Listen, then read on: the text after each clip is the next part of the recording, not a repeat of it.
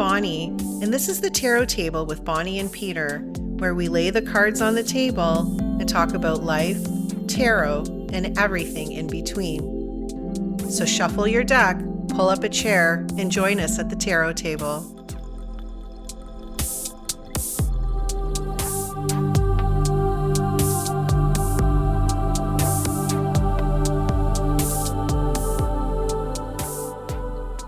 Hi, I'm Bonnie.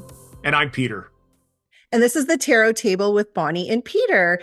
Thank you so much for joining us today. We have a really exciting episode. We hope to think all of our episodes are exciting, but the nice thing about this episode is it dovetails off of our last episode. So if you caught our last episode, we talked about the structure of the tarot and gave you tips on how to pick your first tarot deck.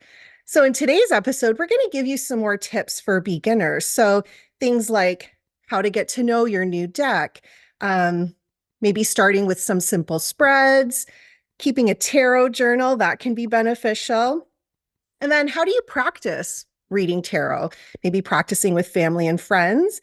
And then just giving you some encouragement to be patient with yourself. So we're going to go over all of these tips today. And I'm going to start with Peter. So Peter, how would you advise somebody on how to get to know their new deck? So they've brought this deck home. Now, what do they do with it? Well, look, I think the very first thing that you do is you familiarize yourself with your tarot deck. So you were obviously drawn to this deck for a reason, and we talked about this in our last episode. You took the deck out, you looked at the images. Now try and look at each card in detail. So, I often think you can group the cards together in their structure. Put all of the pentacles together and all of the swords together. Maybe put all of the aces together and all the fives together and all the tens together. Or look at each card individually and look at what jumps out at you. So is it the color of the cards in a group? Is it an individual card in particular? I know that sounds maybe somewhat complicated, but I think, grouping the cards together and then having the cards kind of make connection with each other. So I'll give you an example. Let's say you start off putting all the pentacles together in a row and you look and go, oh my goodness, the 1, the 4, the 6, the 7, and the 9 all have the same background color. And place them together and take a look and see how they connect with one another. You really want to become familiar with the images that are on your card as you start working with them. Another way to be able to do that is, to find, I'll say, an appropriate, trusted resource. So let's call that a book. Call that a podcast if Bonnie and I can be so self-serving as to suggest that. Videos, courses, a conference, but something that is trusted and perhaps even long-standing, where either the author has a solid history with tarot knowledge, or where the instructor or the mentor has a solid foundation in a tarot deck or in tarot practice, and get that to help you as well. That will really help you get to know, well, the tarot in general, but help you get to know your deck in particular. As we talked about before, the tarot has a particular structure. So something like the 10 of Cups may look, the 10 of Cups in one deck may look like the 10 of Cups in another, and may look like the 10 of Cups in another deck, and so forth and so on. So working with a practitioner, whether it's online or through a book, even though they may not be using the same deck you are, will still help you become familiar. And the last thing I would suggest, Bonnie, before I kind of offer it to you to sort of fill in any blanks I would have left there, is to play. I've mentioned time and time again to clients and to mentoring students and to class students that in the end, the tarot was designed as a card game. And I know that we use it for personal connection and divination and esoteric reasons, but it is essentially a game. So play with the cards. Play a game of solitaire with your tarot deck, or any kind of card game that can be adapted for use with a tarot deck. It helps make you familiar with the images. And what I really like about it is it demystifies the tarot. We talked about one of the purposes here for us is to take that mystery away from what the tarot is. And I think when you turn it into an everyday practical tool by using it simply to play a game can be one way that really helps you connect to the tarot on a variety of levels. Bonnie, do you have anything to add there around, what we can do, what somebody can do to get to know their brand new tarot deck? Mhm. First of all, I just want to thank you for that constant reminder of using the tarot like a deck of playing cards. We play a lot of cards in our family, and I never think that, let's use the tarot. And Sure. I think that's a great idea. Yeah. So I'm going to start doing that. And I love Go. solitaire. So I think I'm going to Right. actually Yeah. And play yeah, around solitaire with the yeah, tarot. for sure. And sometimes you can take like the Major Arcana out and use the 56 cards.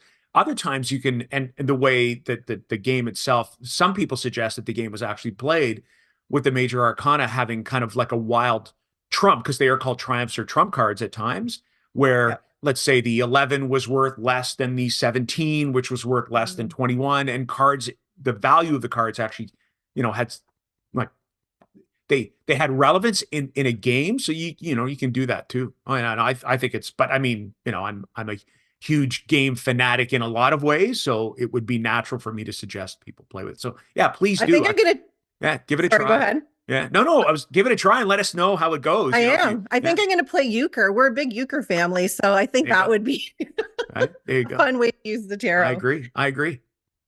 Yeah. So really developing a relationship with your new deck of cards, I think is so important.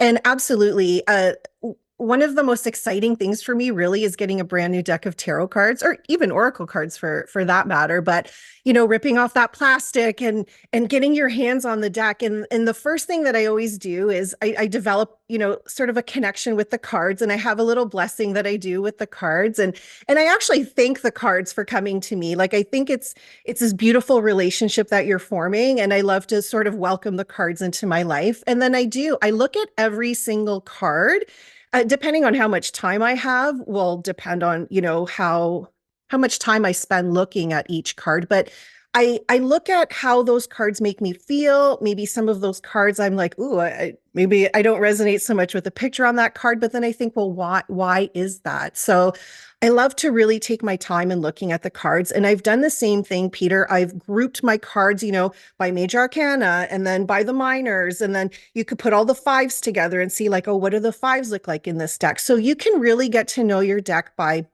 putting them into these categories, really looking at each card and seeing what that relationship of each card means for you.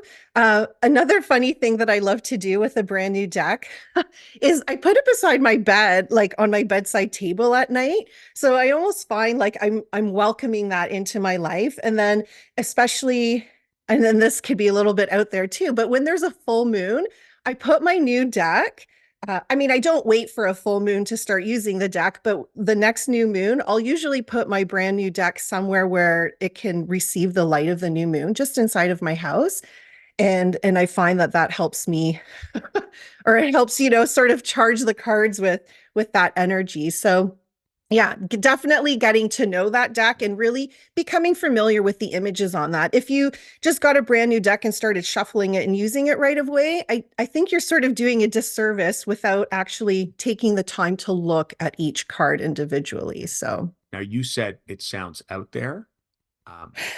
Not to me, because I do the exact same thing, particularly with a full moon, and almost to the exact moment of the full moon, I'll try and get my deck out there to get kind of infused with that full moon, that mysterious, that intuitive energy that comes from the moon. So yeah, I don't know. Somebody listening might think it's out there. I most certainly do not think it's out there. well, it's Um, funny. The last new moon, I had a bunch of decks, and the best place for me is in my bedroom, or sorry, in the bathroom. So on the lip of my bathtub, I have a bunch of decks lying out there. And then my husband wakes up in the morning. He's like, "Why are all of these decks in the bathroom?" And he's like, "Oh, right, full moon. Okay, I get it." Now you said new moon, you full moon? Sorry, I've meant full moon. Full Yeah. moon, full moon, full moon. Yeah. Yeah. Sorry. Okay. Yeah, Yes. no, I'm the Full. same. It's full moon. Like I like, I like the idea of kind of new intention and stuff with the new moon. But yeah, that concept of bringing that intuitive light, into a deck Exactly. with the full moon is great. So, okay, so we've got our deck and we're familiar with it. Then how would you like be going to start working with it? Often we, work with what we call spreads, like ways to be able to lay out the cards. So what are you doing now? Now you've become familiar with the deck. It's been infused with with the light of the moon. It's brought its energy in by, sitting, next to your bed. Certainly not something, it's also something that's happened, at this end of the podcast too, for sure. Um, Now, what are some suggestions if, I'm new and I want to work with my deck by, placing some cards on the table? Where can I start? Yeah. So if you're like beginner with tarot, I would definitely recommend a 1 day draw, like whether that's in the morning or in the evening. But if you pull one card for the day, and it could really be anything that you want to know. So like, what do I need to know today? Or what energy can I work with today? Whatever sort of question resonates with you. For me, I ask, what do I need to know today? And sort of whatever comes up for me is that energy that I'm going to try to incorporate into my day. And if you're pulling one card, then you can start to study that card a little bit more. So it'll have some meaning for you because it's a message for you that day. But then if you wanted to go a little bit deeper, you could start, looking at some books that you have or getting to know that card a little bit better. So by doing a one card daily draw, that will help you to get to know the cards in general and to get to know that particular deck. So for me, if I have a brand new deck that I'm getting, I'll often work with that deck for probably about a month just on my own personal reading so that I can develop that connection with the deck. And if you're me, instead of me pulling one card, when I first started with tarot, because I wanted to like learn as much as I could, I didn't just pull one card, I pulled three. So that might be excessive in the beginning. If you feel called to pull more than one card because you're wanting to get to know them a little bit better, then you could do that. And I didn't have anything in particular. I just wanted to see kind of the story that built between those three cards that I pulled. So definitely having a daily practice will help to get you a little bit more connected with your cards and to understand what those images mean for you. What do you think, Peter? What Yeah. would you suggest? Yeah, I would agree. I think a daily practice is really important. And I love the suggestion that you had around, what you can attribute that card to, where, well, where should I focus my energy today? Or what do I need to know today? Which I think is a great kind of almost blanket statement question when you don't know what to ask the tarot. Because sometimes, well, either as you mentioned, if you're wanting to learn more cards by working with more and pulling, a second or a third card, or actually starting with three cards, or if you're like, I pulled this card and through my research and my reflection and the book and resources that I've had, or the, course that I've taken, it says that this card means a little bit about, this subject, about work or about my routine, or, about what I'm passionate about. Maybe I'll draw another card that tells me a little bit more specifically about that particular aspect. So sometimes, working with a daily draw can lead to drawing a second card or a third card because the card itself almost asks for more specific information. So like I would add that. Sometimes as well, I'll sort of draw a card in the morning with that general what do I need to know today, and I'll go back and revisit the card at the end of the day and reflect on where I saw that card, which I find helps build what I refer to as like my personal basket or my canon of interpretation for that particular card. And sometimes it can attribute to different meanings, or sometimes it can be literal. Like, it can be, I drew the chariot and you know what? I had car trouble today.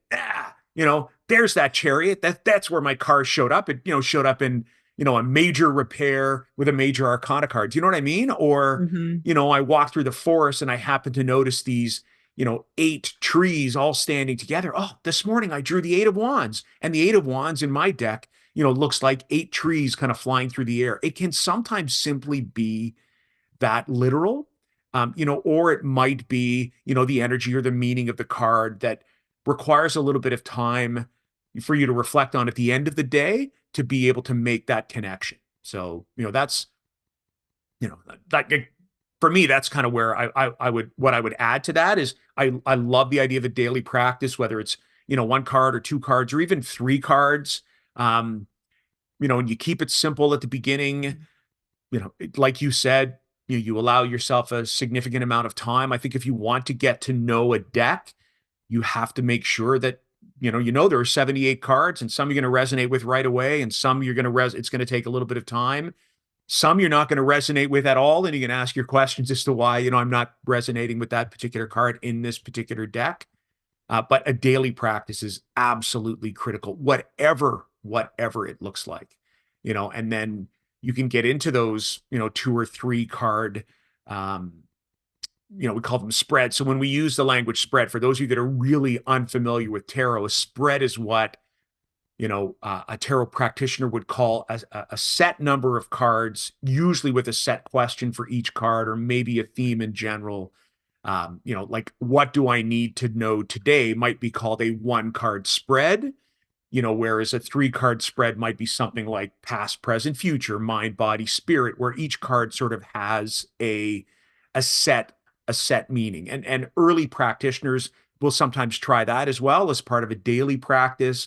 Some might draw a card of a day and then do sort of a weekly or 3-card spread, or they might do, every couple of days they might say, okay, well, let me take a look at something like, mind, body, spirit. Well, how am I feeling today, in my, how are my thoughts, how is my body, how am I feeling, in my connection to my higher self or to divinity or whatever, whatever spirit means for you. So sometimes that's a nice way to be able to learn the cards as well. Mhm. Yeah. And again, it doesn't have to be complicated. Like if your goal is to really understand the tarot and you want to, dive into the deeper meaning of that card, then I would suggest that, obviously. But if you just want to draw a card, like quickly in the morning, you want to draw a card. What am I getting from, the image on this card? What do I think that means for me today? And it could even be just like a 5-minute practice. It doesn't have to be something that's really Right. long or cumbersome, right? So just it can evolve and be whatever, Right. however it makes you feel closer to the tarot. And I just have to tell you a really quick story, Peter, Of because course.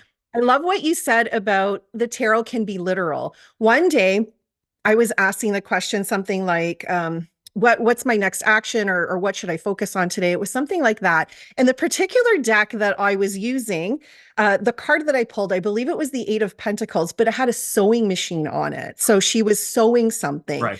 And I was in the middle of preparing for a market that I was going to sell some, eye pillows and certain things that I have. And I was like, oh, I guess I should be sewing today. So it literally can be the picture on the card could give you an indication of what you should do that day. And in most tarot decks, you don't see a sewing machine. So it's it's pretty funny how those things pop up for you. Oh, there's no question. I've heard it, mentioned time and time again that, sometimes the tarot has a sense of humor. So it's really just, if it's a sewing machine that it wants to, we're looking for these deep meanings, and it's literally the image that's in the card where, the tarot is almost saying, ha, ha, ha, ha. I know you're looking for deep meaning, but that's not what we're talking about today. Um, Exactly. yeah. So, and go ahead. Go ahead. No, I was gonna go on to the next topic Oh yeah, of unless course. Yeah. No, I got I was nothing else just to gonna, add. So. if you wanted to keep a tarot journal, what do you think that might look like to some people, Peter? Like how would you keep a tarot journal?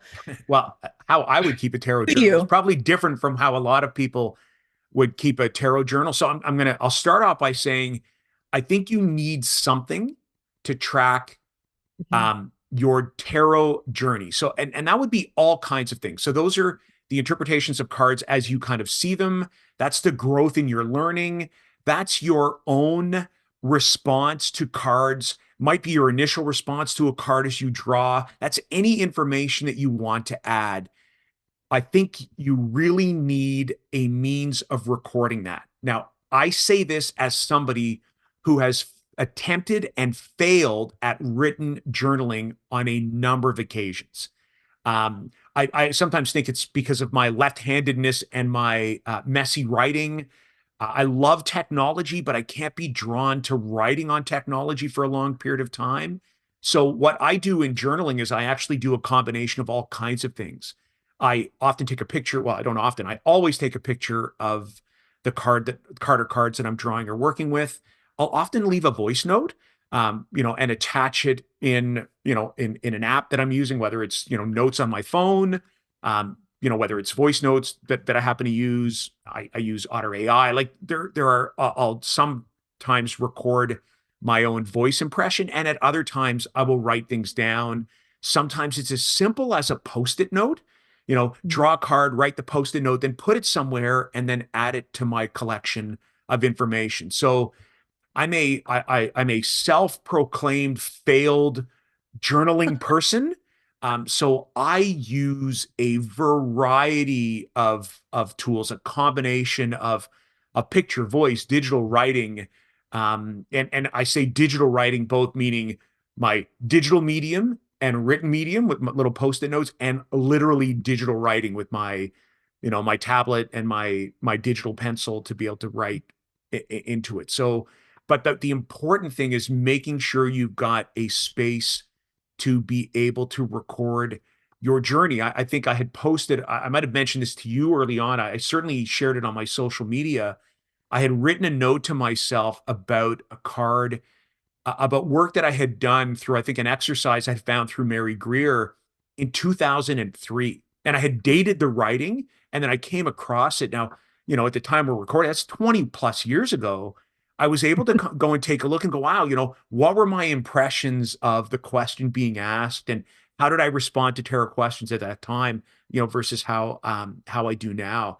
And that is it's a very well, one, it's affirming, because you're like, oh my goodness, I've been on this journey for so long. And I think you think of how far you've come, but it really also can be like a place to record your journey. So I would, whatever that format looks like, give yourself permission to try different things, or to start out in the space that you're comfortable with, especially if this kind of daily recording of information is not something that you're used to. But I would stress the importance of writing down whatever writing down looks like. I would stress the importance of recording it. What about you? When we're talking about keeping track of, I'll use the word journaling, but keeping track of your learning, journaling your learning. What would that look like, and what would you suggest to someone? Well, thank you for sharing that. There's many different forms of journaling, because when I think of journaling, I think of writing it down in a journal. So I appreciate that. I am a big fan of, I haven't kept up a journaling practice, I've kind of like, oh yes, I'm going to journal every day. And while there's benefits to that, if that's just, you're not drawn to that, then that can be really difficult. But what I do pretty much every single day, is I pull 3 cards. And again, that's just for me. It could just be one card. And I do write down all of the cards that I pick. I write down if it was a card that jumped out of the deck. So quite often, if you're shuffling the cards and a card pops out of the deck, I like to refer to those as jumpers. And I find that that's kind of an important piece of the message that's coming across. And then I'll pick the other cards, or sometimes 3 cards pop out. So I'll record that. And then I sort of do an automatic writing as to what it is that I'm seeing in the cards. So what's the message that I'm getting from those cards? And if I feel like I want to go deeper and extend my learning of tarot for that day, then I'll go into books, or I'll go online, whatever books that I'm drawn to, then I'll go a little bit deeper with that card. But the beauty of writing down the cards that are coming up for you on a daily basis is that you start to see patterns in the cards, because quite often you're getting the same cards. I mean, especially for me, because I pull 3 cards every day, a lot of those cards will be like, they'll pop up like the day, like one day, I think I got the Hierophant like 3 days in a row. So I can see that's a really important message. And even this morning, I pulled, the King of Cups, but I've been pulling kings. So for the whole month of May, I need to go back and count how many kings I've pulled because they're a huge part of my story. So then you can look at those messages and be like, what is really important for me right now? What is coming up for me? So kings are coming up. Is that about leadership? Is that about wisdom and experience? Like you can start to play, it doesn't just have to be like, oh, what do I need to know today? It starts to build a story. So in whatever way feels good for you in terms of how you record that, I think it's important because then you can go back and start to see. And then even times like difficult times that you were going through, you can go back and see, well, what cards was I pulling during those times and what helped me get through that? Or even times of success. Like in any way, it's constantly telling you a story. And you would be surprised at how often the same cards keep coming up for you. So Yeah. What a great, yeah, yeah. I No, love no. that. Yeah, it's a great reminder. And you said something too. So, and thank you for that. And you said, if you said usually, I think you said almost every day. And then you Almost said, every. I usually write it down. And I think, we're both stressing the fact that recording that information is important. I forgot to mention the idea of patterns. So thank you for bringing that up because you're right. There are times when you don't pick it up on the day that you draw it. But if you're writing things down, you recognize that, oh my goodness, like this is a card that I have seen 5 times in the last 10 days. And that's important. But you also said, if I do it. So allow yourself, there are days where you're just going to draw a card and you're going to, yeah, okay, great. Thank you. And you're going to move on with your day because you don't have the time to be able to dig deep. It's great to establish a daily practice, but there are times when life just doesn't allow you to go, deeply into a card on that day. Be okay with that.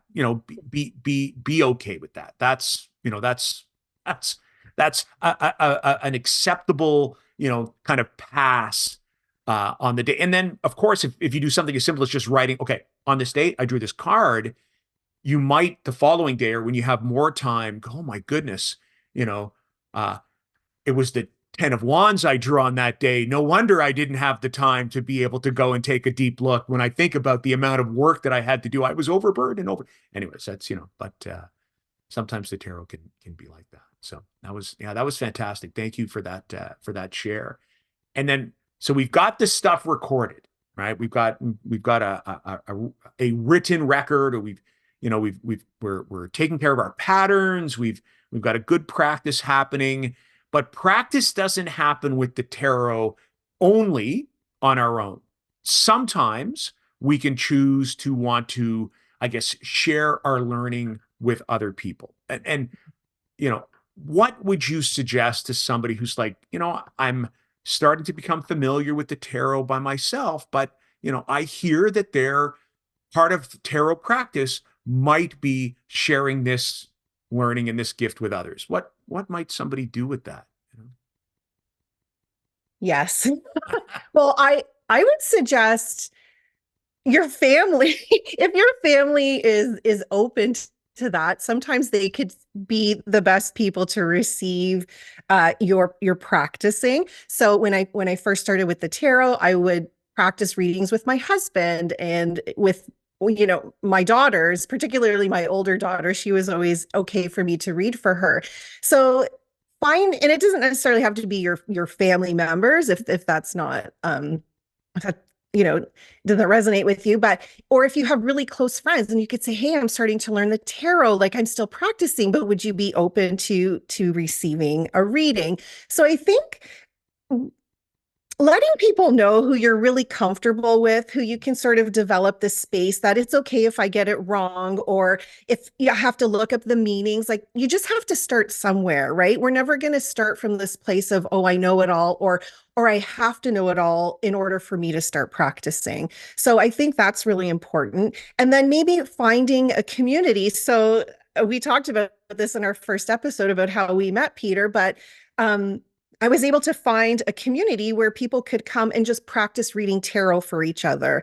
And it was a really great and supportive space for everybody. So people were there that were very experienced, like Peter, and people like me who had never read for a stranger before could come together. And the funny thing, Peter, I don't know if I ever told you this story, but the day that same day, the day that we met. So the very first person I ever read for a stranger was Peter. No, And I didn't know that. um, yeah, so we met at like a tea and tarot little gathering in a community that's close to both of us.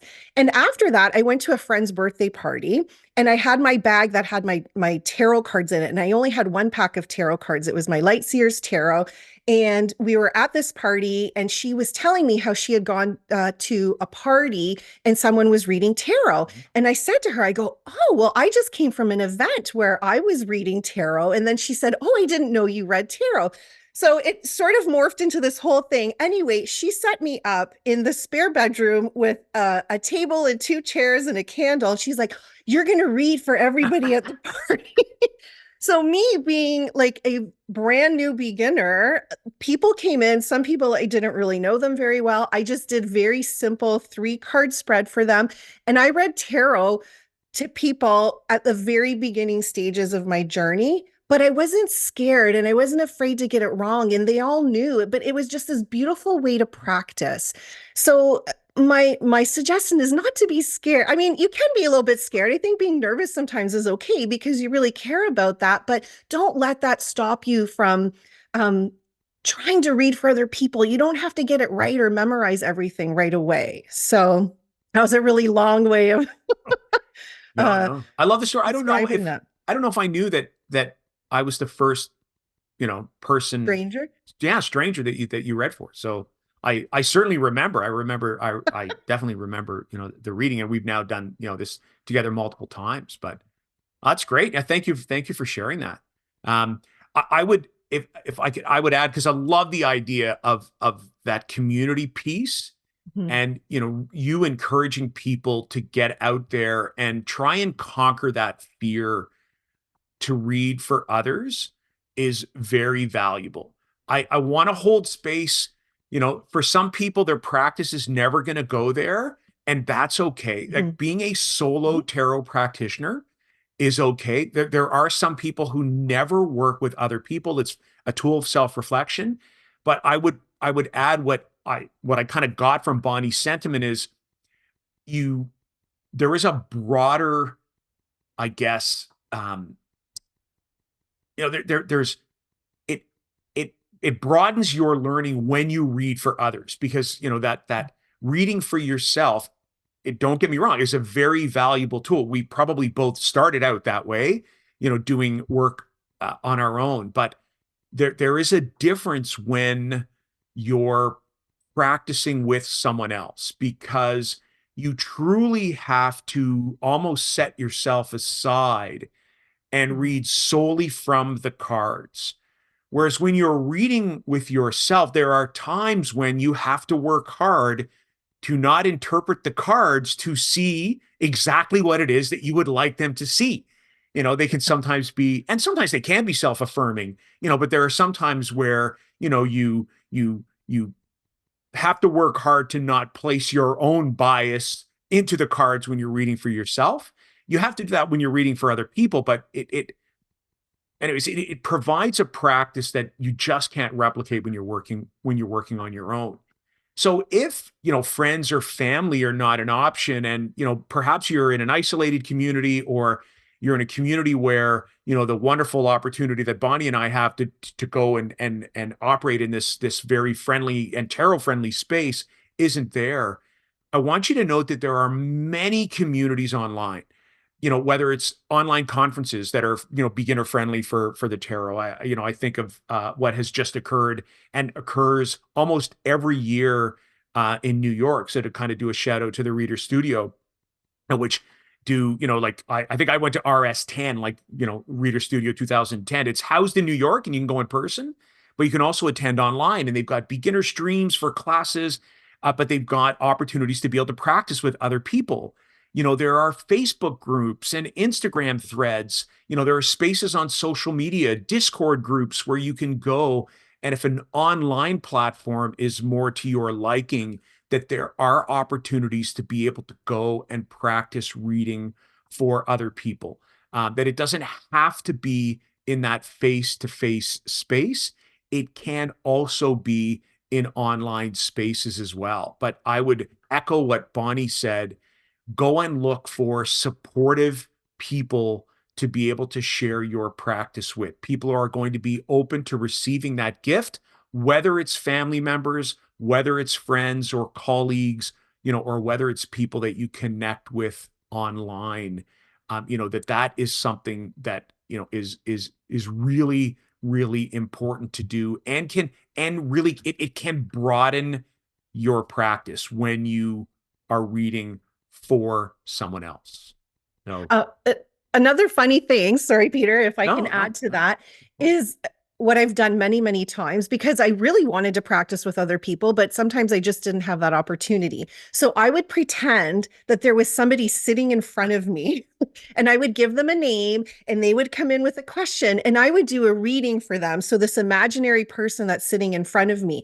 So again, it's like you're practicing as if somebody was sitting there. So it's another really great way to help you connect with the cards. And quite often when you do that, that reading is really meant for you because you're like, oh, okay, I get Yeah, but it just kind of, helps you to see them in a yeah. different way and be like, oh, maybe a celebrity comes in and you're going to do a reading for them. So that's a really fun way to practice as well if you don't have a person online or in person that you can read with. So And that when you said celebrity, that'd be interesting. We're like, okay, somebody has just come in, and then that way at least you've got an image in your mind as to who it is at the other end of the table.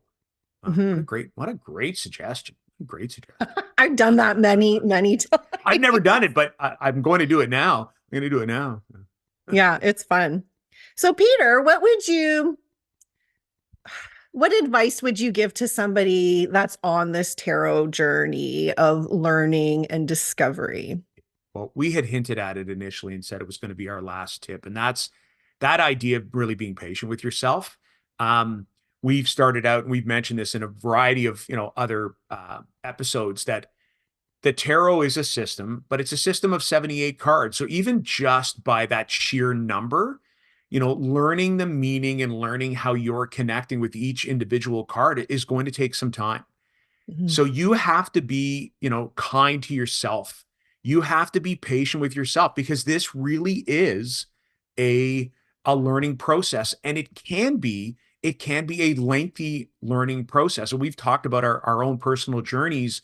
My first journey with the tarot began 40 years ago, as hard as it is to believe. But you're As so young, Peter. You're only as a teenager, 25. right? Exactly. Yeah, that's right. 40 years ago at the age of 25. Um, Mhm. it you're continuously learning, though. That's the one thing. As as as long as this journey is, if you're saying, okay, well, you know what, I'm going to study for a month and then I'm going to know everything there is to know about the tarot, you're kidding yourself. So the reason I mentioned the idea of being patient and kind with yourself is that this is I would actually say it is a lifelong journey of learning. I think about, we've got a tarot conference that we're attending later on this year, and it is probably the 10th or 12th tarot conference that I've attended. I'm a longtime practitioner, and I always get something new out of attending a course or attending a conference or attending a workshop or reading a book. Um, that's really important. It's an important thing to remember at the beginning of the journey. So, what I would encourage you to remind yourself is that there is really no end to this journey. Um, and then the last thing I would state is, if you're going to be patient and kind with yourself, be patient and kind with yourself in the lulls of learning as well. We had alluded to the fact that, you're going to have a busy day where the only thing you're going to be able to do is flip a card over and go, okay, yeah, that's great. Notice that card for the day. I got to move on. Recognize as well that your motivation is going to come and go, that there are going to be days where you're going to be much more motivated to go deeply into the tarot, and other days where the motivation, is going to pull back. And I think it still goes right back to that idea of be kind to yourself, be patient with yourself, be compassionate, have some self-compassion. It's a wonderful journey. It can be a life changing journey.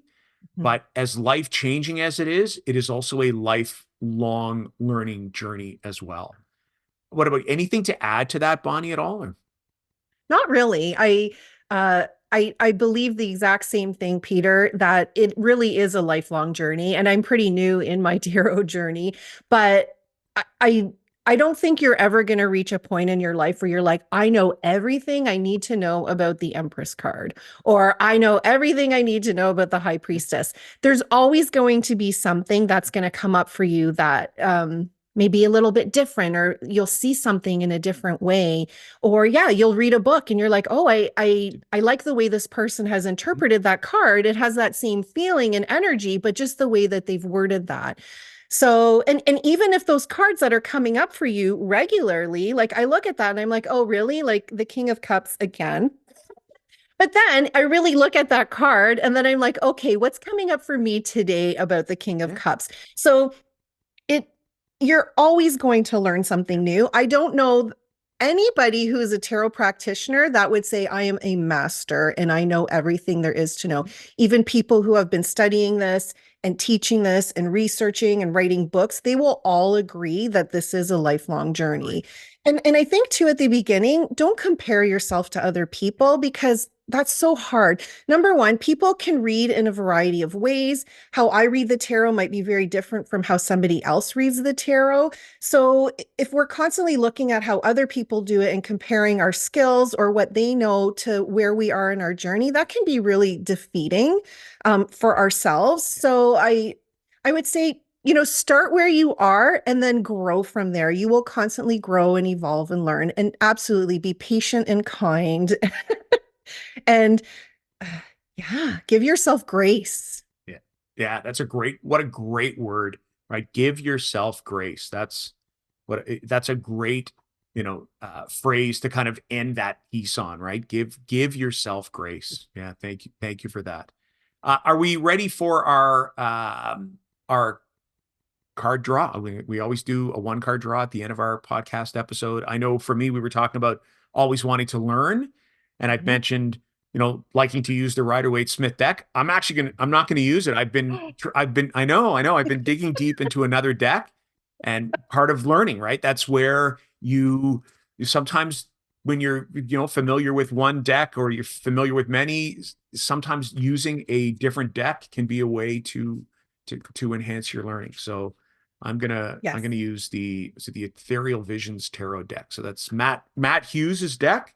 This is the Luna edition, so it's the one that's kind of silver gilded. I think there's the Sola edition or the Sun edition. I'm not sure what it's called, but it's kind of gold gilded as well. It's got that solar energy. So, anyways, That it deck has. is definitely on my list of What I have a list of decks deal? that Don't I get me want. So started. Ugh, I don't know. Yeah. so are So you pulling first then? Uh, I can. I'm happy to actually. If I've got the deck in my Sure. hand, I usually when we say that we're going to start doing our pull, whether you're drawing first or I am, just to get that daily pull energy into the cards, I have the deck ready here and I usually shuffle it. So I'm happy to pull first if you want me to. Sure. That actually feels like a good spot to stop. Oh, there we go. I think the last time I pulled the Ten of Wands, this time I pull the Nine of Wands. Uh-huh. So, um, so I look, it's funny I drew this card because I was in our kind of preamble chat. We were getting ready for today's podcast. Um, as we're recording this, I just less than 48 hours ago, I just completed a massive bike ride. Like I did it with three other buddies.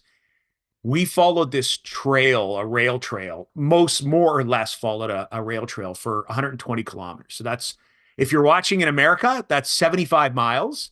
And that's a haul. We did that on one day. I think this card actually represents that pretty well.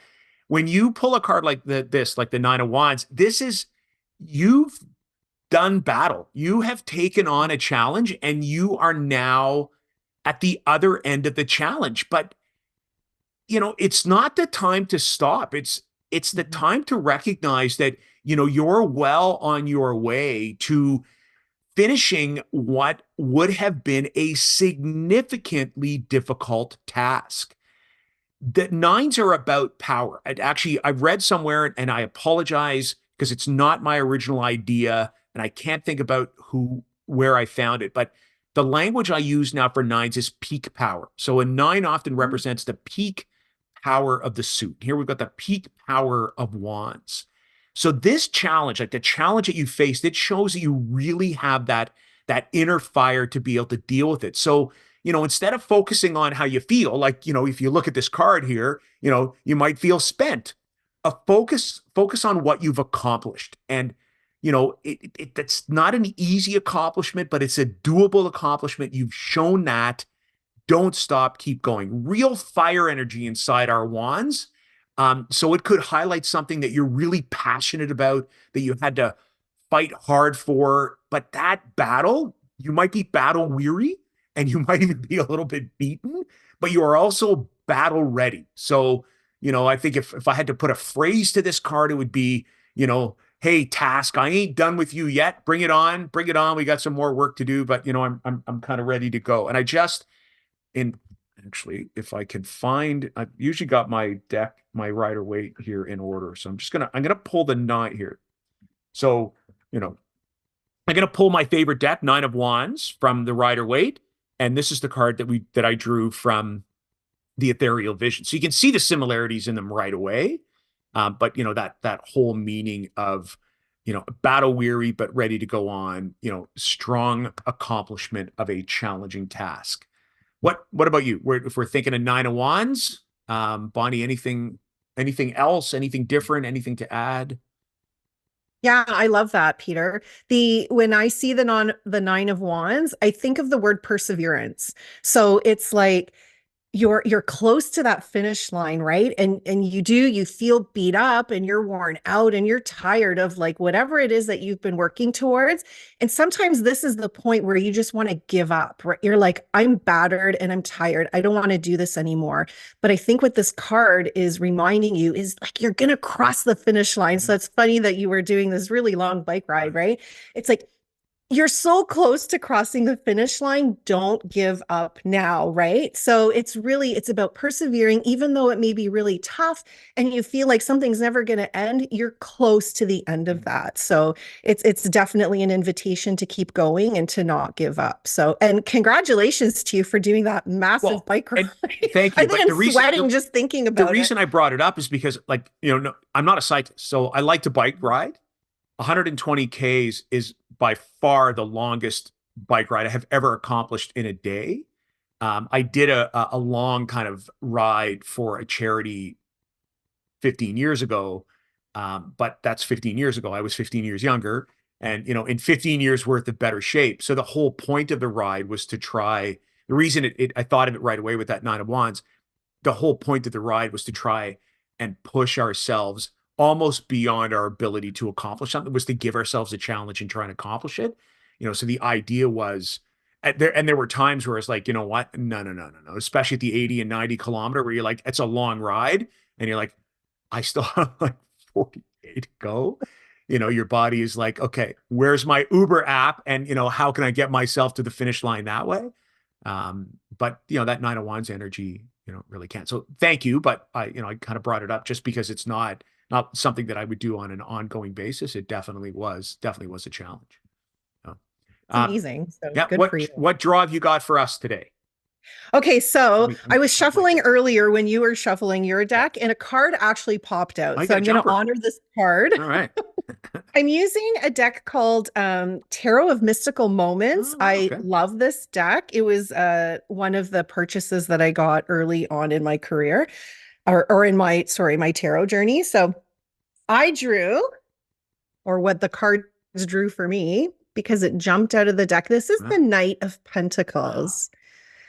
And the imagery in this deck is so beautiful and dreamlike. So in this particular card, it has this woman who has pointe shoes on, ballet pointe shoes, and she's on a horse that's made of like leaves, I guess, or palms, and she's in a field. So I love the Knight of Pentacles. It's a really great reminder of like slow and steady progress. And the knights are cards of action. Like they're the ones that go out there and they do the things. But the Knight of Pentacles is the slowest moving of the knights.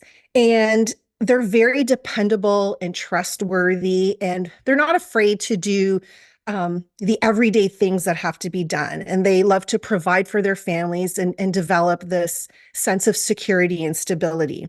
But what with the Knight of Pentacles, and I think for me, this is a really great reminder, is that they don't they don't really take risks.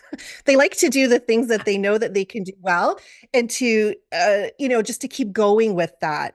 So because she has point shoes on, I think it's like this beautiful reminder of, if there's something that you desire and something that you want to do, just take that step and move in that direction. It can be slow. It can, it doesn't have to be this grand, like, oh, I have to get this done right away. But it's like, use the energy, the dependable energy of the Knight of Pentacles to go after what you want, and to just keep doing those tasks and to enjoy doing them. Like, don't be afraid to take a risk while you're still building sort of this secure and stable foundation. So I don't know. What else would you Yeah. say about that, Peter? No, no, I love that. And that idea of the Knight of Pentacles really is that slow and steady wins the race. And you mentioned that, knights are about movement, but the Knight of Pentacles is the slowest moving of all the knights. And that's where, I think I always think of the Knight of Pentacles as that methodical, almost routine oriented movement, that it's not the concept of quickly moving into action.